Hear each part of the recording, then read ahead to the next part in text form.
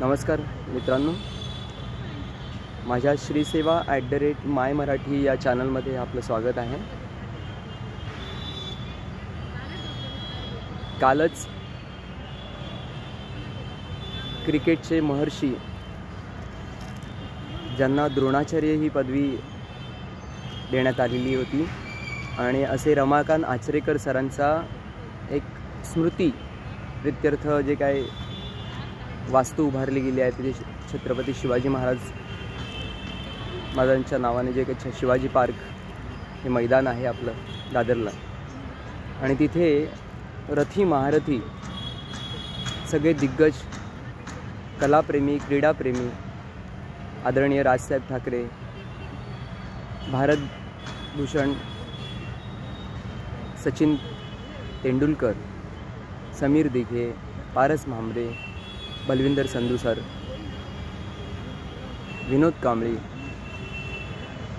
अनेक दिग्गज प्रवीण आमरे, अनेक दिग्गज खेळाडू ज्यांनी भारताचं प्रतिनिधित्व केलं, आपल्या देशाला क्रिकेटमध्ये एक अव्वल स्थानी नेऊन ठेवण्यामध्ये या सगळ्यांचं योगदान आहे।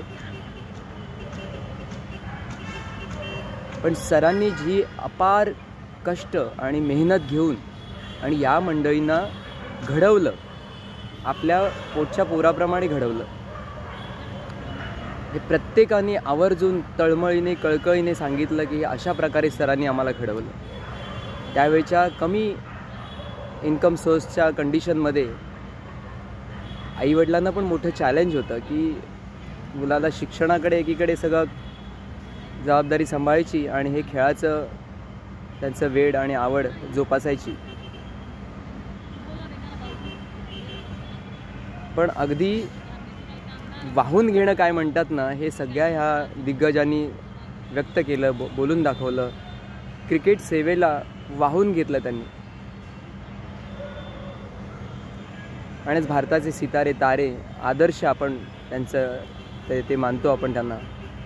असे दिग्गज त्यांचं मनोगत व्यक्त करताना जे बोलले, आवर्जून आपल्या मुलांना आपण हे जे आहे मार्गदर्शन त्यांचं ते ऐकवावं।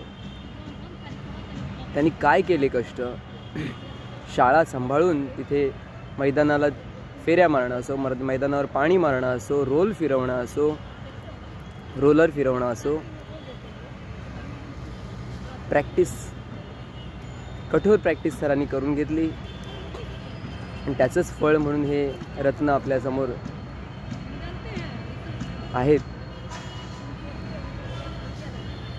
बहुतांशी सगळ्यांनी आपल्या डोक्यात हवा शिरून दिली नाही, एखाद दुसरा अपवाद होतो, आणि मग त्यांची काय वाताहत होते हेही अगदी प्रत्येक क्षेत्रामध्ये आपण अनुभवतो। हेही मुलांना आपल्या टाचणी लावून ती उदाहरणं समोर दाखवून, बाबा बघ हे तर यांच्यापेक्षा काकणभर सरस होते, पण त्यांची आज अवस्था काय, खूप वाईट वाटतं आपले म्हणून। पण हे वास्तव आहे, आणि हे यश पचवायला, यश पेलवायला आणि यशाची हवा डोक्यात न जाता जमिनीवर राहून, ते सचिन सर असो नाही तर आणखीन ही सगळी दिग्गज मंडळी असो, त्यांनी हे शिवधनुष्य झेललं, कष्ट अपार केले, सणासुदी असो, काही आवडीनिवडी असो त्या बाजूला सोडून क्रिकेटची सेवा केली। आणि त्याही पलीकडे त्या क्रिकेट ही पंढरी, क्रिकेट ही जे काही क्रीडाभूमी आहे, मैदान आहे, तिचा आदर राखणं, त्याचबरोबर आपल्याला मिळालेल्या किट्स, सगळ्या प्रकारचे जे किट आहे क्रिकेटचं त्याचा आदर राखणं, कारण त्याच्यामुळेच आपण मोठे होतो आहे, तेही सचिन सरांनी खूप छान समजावून सांगितलं। सरांच्या आतला जो प्रेमळ माणूस आणि शिस्तप्रिय माणूस, सगळ्याची सांगड किती उत्तम, आणि त्यांच्या ह्या कठोर परिश्रमाला यश मिळवून देण्यासाठी ही सगळी दिग्गज मंडळी उभी राहिली,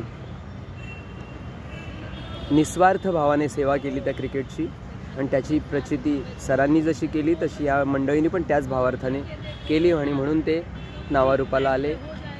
असंच नाही होत IPLचा अगदी जोरदार हे चाललं आहे. एकाच हंगामामध्ये काही 27 करोड कोण घेऊन जातात, कोणी आणखीन काही. पण ती सेवा आहे एक प्रकारे, ते वाहून घेणं आहे. ते त्यांनी आपल्याला आदर्श दाखवून दिलेले आहेत. आपल्या मुलाबाळांना अवश्य आपण आपल्याला ज्या त्यांची आवड आहे त्याप्रमाणे त्या क्षेत्रात जाऊ द्यावं. पण जी ह्या विभूतींनी, ह्या मंडळींनी जी काय सेवाभावाने त्याची कष्ट घेतले, जपलं प्रामाणिकपणाने त्या सगळ्याचे महत्त्व, ते असेल तर प्रत्येकाला प्रत्येकाच्या आयुष्यामध्ये यथावकाश त्याच्यात शिल्कीप्रमाणे यश मिळतंच मिळतं. कमी अधिक प्रमाणात मिळत असेल. प्रामाणिक मेहनत. आणि हो, सचिन सरांनी महत्त्वाचं सांगितली, शॉर्टकट मारू नका. कुठल्याही क्षेत्रात असेल तरी शॉर्टकट मारू नका. शॉर्टकट मारल्याने पुढे धोके उद्भवतात. सत्य आहे ते.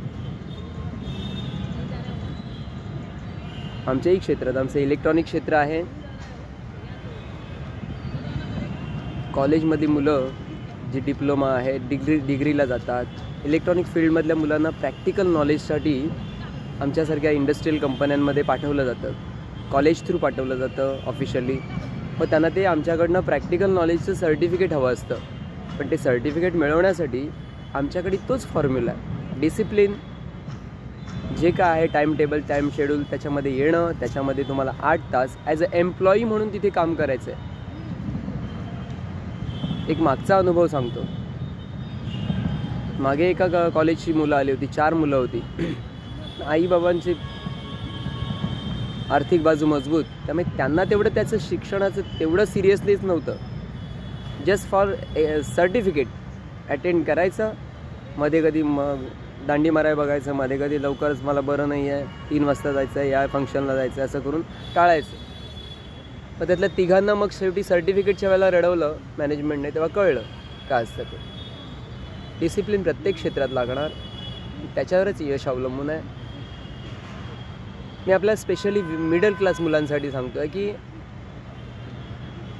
आता ही 4 मुलं सेंट झेवियर्सचे आले आहेत. आम्ही त्यांना अगदी पॅकिंग डिपार्टमेंट असो, स्टोअर डिपार्टमेंट असो, वायरिंग असो, सोल्डरिंग असो, फिटिंग असो, आणि त्याच्यानंतर आमचं डिपार्टमेंट आहे टेस्टिंग डिपार्टमेंट, प्रोडक्शन डिपार्टमेंट.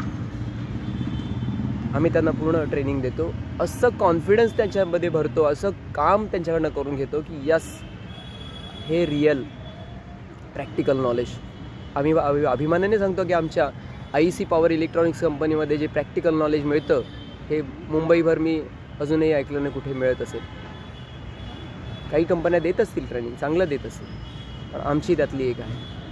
आणि बहुतांशी काही कंपन्यांमध्ये मोठ्या कंपन्या आहेत, तुम्हाला एवढं जेन्युअनली कोणी शिकवायला जात नाही, किंवा आम्ही काय धर्मशाळा उघडली आहे का वगैरे. त्यामुळे बसा, काही जमेल तेवढं समजून घ्या तुम्ही, बाकी त्या लेवलचं कोणी देत नसावं. आमच्याकडे बहुतांशी जी काही मुलं आले ती ट्रेनिंगला येतात, ती नंतर कॉन्फिडन्स घेऊन जातात ना, आणि जे काही डिग्री होण्यानंतर वगैरे जॉब चांगल्या प्रकारे लागल्यानंतर आवर्जून फोन करतात, सर आपका नॉलेज मतलब आपकी कंपनी से मिला हुआ नॉलेज बहुत काम आ रहा है. आम्हाला हे भाग्य मिळालं आहे माझ्यासारख्याला. 35 वर्ष सेवेमध्ये असंख्य मुलांना मी ट्रेनिंग दिली आहे. त्या कंपनीमध्ये निस्वार्थ भावने दिली आहे. खूप बरं वाटतं. ज्ञान दिल्याने वाढतं म्हणतात ना, त्या पद्धतीने आम्ही जे देतो, आपलं मुलं आहे, आपल्या महाराष्ट्राचं, आपल्या देशाचं मुलं, मग ते UPवाला असो, गुजराती असो, ख्रिश्चन असो, मुस्लिम असो. अगदी सय्यद नावाचा मुस्लिम पण एक मुलगा होता, कुठल्याही कॅटेगरीचं असो, सगळ्यांना सारख्या लेवलला. चेन्नईची काही मुलं ट्रेनिंगला आमचे ॲज अ इलेक्ट्रॉनिक इंजिनियर जे आमचे नवीन येतात, ते पण आमच्याकडे ट्रेनिंगला येतात. त्यांना इंग्लिश आयदर तमिळ किंवा कन्नड हेच लँग्वेज येतात, त्यांना हिंदी येत नाही, त्यांना मराठीचा विषयच नाही. तर त्यांना त्या आपलं जसं जेवढं जमेल तेवढं इंग्लिश लँग्वेजमध्ये एक्सप्लेन केल्यानंतर त्यांनाही ते तेवढं चांगल्या प्रकारे कॉन्फिडन्स घेऊन जातात. तात्पर्य असं की या मुलांना ह्या अशा प्रकारच्या ट्रेनिंगला सामोरं जावं लागतं.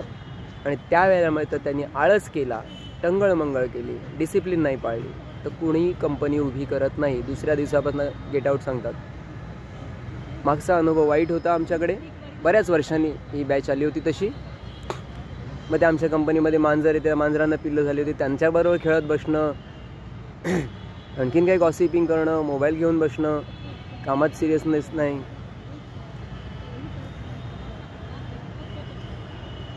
तसं नाही चाललं. मग ते प्रॅक्टिकल नॉलेजचं सर्टिफिकेट फॉर्मॅलिटी म्हणून जरी तुम्ही मिळवलं तर त्याचा प्रॅक्टिकल उपयोग कंपन्यांमध्ये जेव्हा ऑफिशियली लागता, ऑफिस जॉईन करता, तेव्हा तुमच्याकडे प्रॅक्टिकल नॉलेज ठोस नसल्यामुळे तिथे मागे पडतं. ये कुछ काम का नहीं है, अरे वो साला खड़ा ही रहता है, कुछ समझ में नहीं आता, उसको इतना समझाया, इतना बताया. अशी वेळ येऊ नये आपल्या मुलांकडे. कारण आपल्या पालकांनी विशेषतः ही खबरदारी घ्यावी.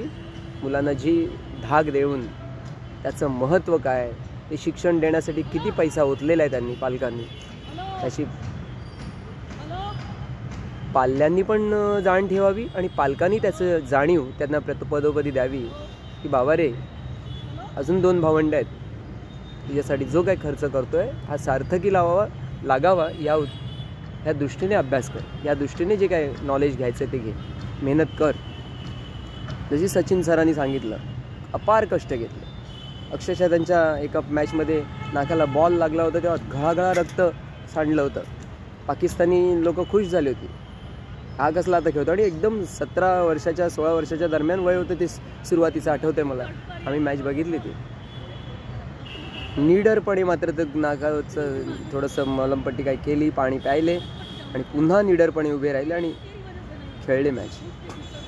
ही कमिटमेंट, वाहून घेणं,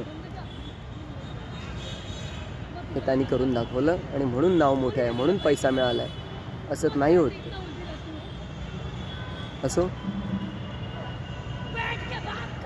आपल्या या मुलांच्या करिअरचा पुढचा जो भाग आहे हा सक्सेसफुल होण्यासाठी प्रॉपर वेने त्यांना त्यांचं ट्रेनिंग, त्यांचं शिक्षण घेतात की नाही, ते जे काय ट्युशन असो किंवा त्यांचं कॉलेज असेल, खाडे करून बुडवून कुठे इथं तिकडे मित्रांमध्ये तर नाही ना हे करत, टाईमपास करायचा. ह्या दक्षतेने आपण आई वडील म्हणून त्यांच्याकडे बघणं गरजेचं आहे. हक्काने त्यांना दटावणं गरजेचं आहे. कारण ते वय असं आहे की घसरण्याचं. आम्ही आमच्या कंपन्यांमध्ये जे काय आम्ही ट्रेनिंग देतो, अगदी खूप सिरियसली आम्ही त्यांना प्रामाणिकपणे जे काय पुढचे धोके आहेत, जे पुढे अनुभव आहेत आमच्याकडचे आणि पुढे काय धोके आहेत, ते सगळे आम्ही त्यांना जाणीव देतो. असं तसं नाही कोणी जो कंपनीमध्ये ॲज अ इंजिनियर म्हणून तुम्हाला ठेवून घेतो त्याला तुमच्याकडनं काहीतरी आउटपुट मिळालं पाहिजे. डिग्री घेतली, डिप्लोमा घेतला, प्रॅक्टिकल काय करता येत नाही, किती महिने ठेवणार तुम्हाला? बघणार आणि सरळ नाही पाहिजे हा माणूस. काय कुठल्याही सर्व्हिसिंगला गेलं तरी पण त्याला काही करता येत नाही. एकदा शेरा मारला आणि एका कंपनीने काढलं, मग जॉब मिळवणं फार जड जातं. हे अनुभव काही आहेत. तात्पर्य मुलांना ह्या गोष्टींची सगळ्या परोपदी जाणीव देणं, त्यांना त्या हे यशस्वी क्षेत्रामध्ये झालेले आहेत लोक, हे सचिन सरांपासून सगळे, आणि बाकी टेक्निकल लाईन असं काय याचं त्यांना बसून समजावून आपण पालक या नात्याने त्यांचं सगळं समजावून देणं आपलं कर्तव्य आहे. यश असंच नाही मिळत, मेहनत घ्यावीच लागते. शोबाजी, शायनिंग वगैरे, हां सणासुदीला वगैरे सगळ्या फंक्शनला जाणं ठीक आहे, पण बाकी कॉलेज जीवनामध्ये, बाकी ह्याच्यामध्ये जे काय खेळाबरोबरच हे अभ्यासही इतकं सिरियसली करणं गरजेचं आहे. यश असंच नाही मिळत. एवढंच त्या दिग्गजांनी अनुभव सांगितले, त्यातनं त्यांचं जी मेहनत त्यांनी सांगितली केलेली, त्याचं आपल्या मुलांपर्यंत बिंबवण्यासाठी त्यांना प्रत्यक्ष यूट्यूबवरती दाखवा, बसा सगळ्यांनी एकत्र बसून ऐका ते सगळं. आचरेकर सरांच्या मेहनतीला कशी त्यांनी पोचपावती दिली आणि त्याप्रमाणे घडले. आम्ही आमच्या क्षेत्रामध्ये, जे इलेक्ट्रॉनिक क्षेत्रामध्ये जी मुलं येतात, असंख्य शेकडो मुलं येऊन गेली 35 वर्षाच्या माझ्या सर्व्हिसमध्ये. खूप काही समाधान मला मिळतं जेव्हा आम्ही त्यांना नॉलेज देतो, त्यांना ज्ञान देऊन, जे काही नॉलेज आहे आमच्याकडे देऊन त्यांना कॉन्फिडन्स, त्यांची लेवल खूप वाढली आणि त्यांना आत्मविश्वास मिळतो की yes I can do it. हे फार महत्त्वाचं आहे. त्याच्याने मला पुण्यही मिळते, त्याच्याने त्या पुण्य मला त्याच्याने आत्मबळ मिळतं, अधिक प्रेरणा मिळते शिकवण्याची. ज्ञान दिल्याने वाढतं म्हणतात, त्याप्रमाणे त्या सेवेला आम्ही वाहून घेतलं आहे. कामाच्या सोबत आम्ही हे करतो, काही कंटाळा आणि काही त्रास वाटत नाही. असो, इथेच थांबतो. आवडलं तर लाईक करा, शेअर करा, सबस्क्राईब करा. धन्यवाद.